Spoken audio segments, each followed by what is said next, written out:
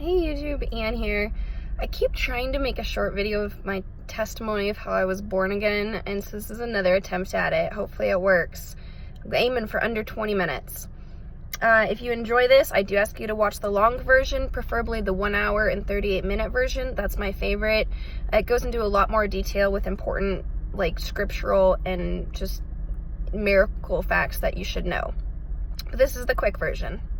This is the story of how I became a Christian from not being a Christian. I was not raised this way. I was not taught any of this by humans. Honestly, I wasn't brainwashed into this. This is just like insanity miracles happened, and now I serve the Christian God. Quick open in prayer. Heavenly Father God, I give you glory and honor and praise because you are worthy. Thank you for saving my life. Thank you for dragging me out of the pit of just hopelessness I was in. And may this video glorify you and give me your wisdom and your words to speak, not mine, in Jesus' name. And because I'm just a mortal, I'm not omnipotent. You are infinitely wise. In Jesus' name, amen. So I was raised Catholic. Fell away by the time I was a teenager, like many people. Not that Catholicism is true Christianity. It's not, by the way. They twisted and corrupted the Bible, and don't go be Catholic. Anyway, but at least it was a better foundation than nothing. At least I wasn't I didn't know who God was. At least I knew there was a God somewhere, probably at least, and Jesus was his son.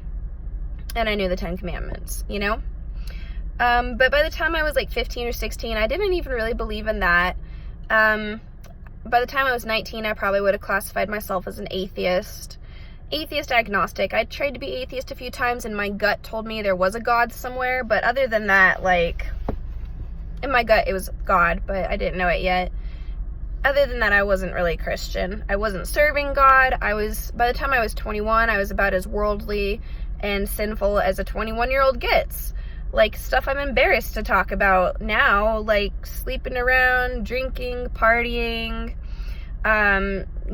starting to use drugs harder than alcohol, lots of weed, starting to get into things worse than weed, things like that. And, sorry, my eye's watery. Anyway,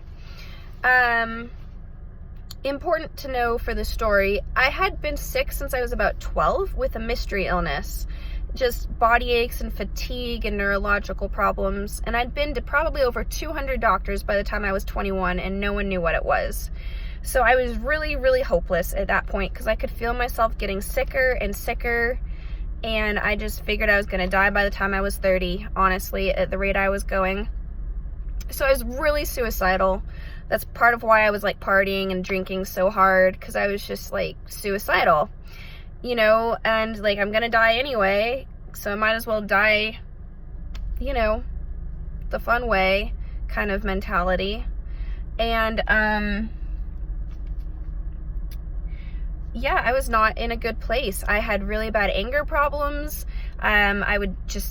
I was happy in public, but in private, I was just a mess. I would yell and scream at my family or my then fiance, and I was just not a good person to be around. Tons of anger problems. And I was just hurting and broken inside, and I just wanted to hurt the world along with me, basically. And so my fiance and I break up. I move back in with my parents. I get diagnosed with chronic Lyme disease. Just a spontaneous sequence of events. I met a girl who was go to this doctor, get tested for Lyme disease. You have every symptom.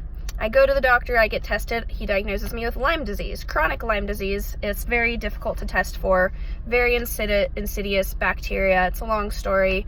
But I'm finally yes, I know what's wrong. I can get better. For the first time in my life, I know what's wrong and I can fight it. So, I start doing Lyme disease treatment.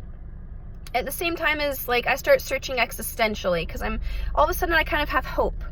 So, and the breakup, and I'm, soul searching and all of that jazz. And so, I become raw vegan, and I become Buddhist, and I you know, become kind of like new age, like crystals and energy healing and Reiki and spirit science and things like that.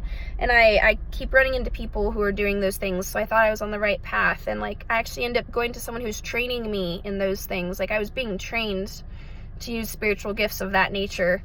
And I thought that's how God operated. I thought maybe God is real and he operates through these things. And, you know, the guy training me described it like, you know, God is real and he made a playground on the earth kind of with laws of physics, and other than that, you know, we humans do what we want and things like that. And so I was like, yeah, and reincarnation, and in a previous life this, and in the, you know, previous life that, and all these things. You know, I was really into everything like that. And my health gets better for a little bit. This is in 2014. And then all of a sudden, like beginning of summer 2014, my health takes a nosedive, like to the bottom of a pit. Like, I've never been that sick in my life, and I haven't been since. Like, I wouldn't wish that amount of sickness and suffering on Hitler himself. Like, no human should ever be allowed to get that sick. Like, it was just torture. I got so fatigued. I was just like bedridden. And guys, I'm not lazy. I was like a soccer player in high school with a college level advanced course workload, like 8 hours of homework a night, plus a soccer player, plus 8 hours of school a day, like even with the fatigue and the health issues I had. So like, I'm not lazy. So like, I was like fatigued beyond belief. Like, I went from like healthy-ish, well, like sick, but like moderately healthy for how sick I was, to like paralyzed. Like, I was 21 and I couldn't get out of bed. I had to have someone help me walk to the bathroom. Like, my muscles were so weak they wouldn't work. I was in excruciating pain. I can't actually describe the depth of the pain. It was like every inch hurt. Like, there wasn't an inch that didn't hurt. It felt like knives were stabbing every inch of my body, while every bone was broken, while being beaten up with a sledgehammer and all my muscles were bruised, while having the flu. Like, all of that pain combined, and that's still not as much pain as I was in. Like 20 out of 10 pain all the time. It was terrifying. Nothing fixed it. Nothing fixed the pain. Pain medicines didn't. Nothing fixed it. And I started getting terrible rashes on my body. One of my other hand's holding the phone, but I didn't have a back of a hand. The worst rashes were on my hand. I had open flesh the size of the entire back of my hand, just an open yellow sore. I didn't have skin. I had open sore. Like, horrible rashes. They burned like hot, like someone was stabbing me with like a hot sword in my hand, on both hands. Doctors didn't know what it was. Nothing they were doing was treating the rashes. I was starting to develop neurological problems, much worse than usual, like horrific short-term memory, like Dory from Finding Nemo, forget what happens 10 seconds later level. And I was like advanced. So like, to go from that to like, the good Lord made me advanced, no glory to me, but like, to go from that to like no memory, it was humiliating. I was like, I'd get lost driving in the city I'd lived in 21 years. I couldn't eventually drive. I started going blind. My brain couldn't process the images my eyes were seeing. So you could have like thrown a ball at me and I wouldn't have registered the motion. It would have just hit me in the face. I was just terrified. I was dying. And I went to every doctor. No one knew what it was. I went to my Lyme disease doctor and he didn't know what it was. And so I went home and I was like, I'm just gonna die. I just went home to like die. And I was on Facebook and I was just, you know, in bed browsing on Facebook because I didn't have any energy for anything else. And I had subscribed to some Lyme disease, you know, like Facebook groups for information. And someone posted an article in one of the groups about how if you have Lyme disease, you are extra susceptible to black mold poisoning, MOLD, mold. What happens is the Lyme toxins overwhelm your body and the mold toxins overwhelm your body and you can't filter them out and you get poisoned. Like double poisoned. Like mold is poisonous to everybody, but it's extra poisonous to Lyme disease patients.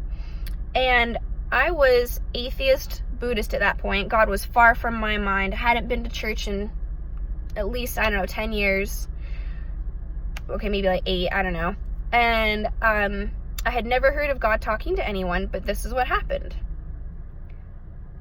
I heard a voice in my soul, and it was not just in my soul, it was like everywhere at once, and it was like this earth-shattering, reality-shattering voice. And it said, I'm the Christian God. I see everything about you. I know everything about you. And you have black mold poisoning, and that's what's hurting you. And it just, I can't describe it, guys, other than that I knew that it was God. Like, you could hold a gun to my head, and I won't deny that that was God talking to me. I know it was. And I had never heard of God talking to anyone. I thought that stopped thousands of years ago, if God was real at all. So it completely wasn't expecting it. And I was like, whoa, God just talked to me, and I have mold poisoning. And I read the article, and I fit every symptom to a T. Of course I did. God's always right. And he's God. He can't not be correct. And I just knew that's what I had.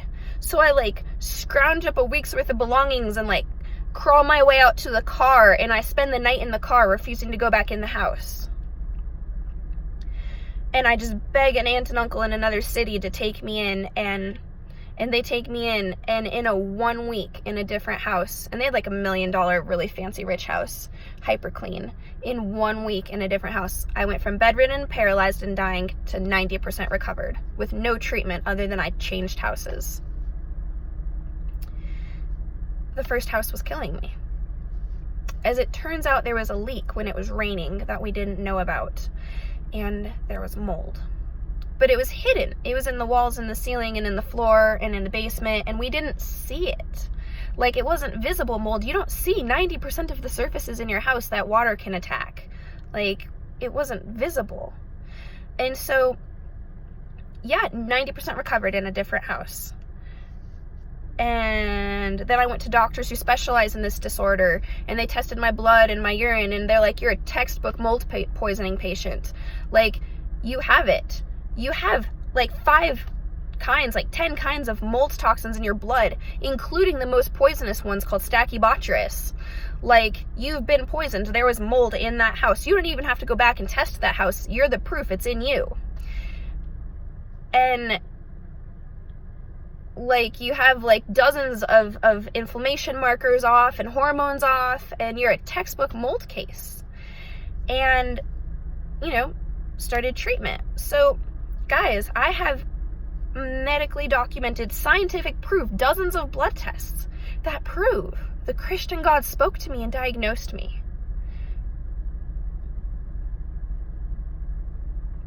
When over 200 doctors didn't know what was wrong, the omnipotent God knew and had mercy and told me.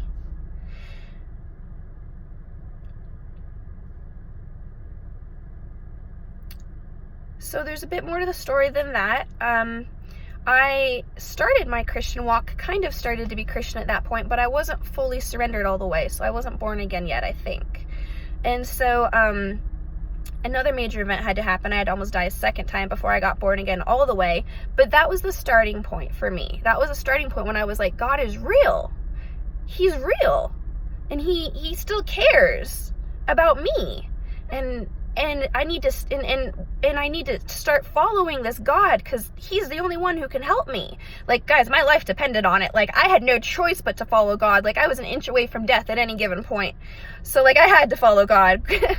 Like, glory to him.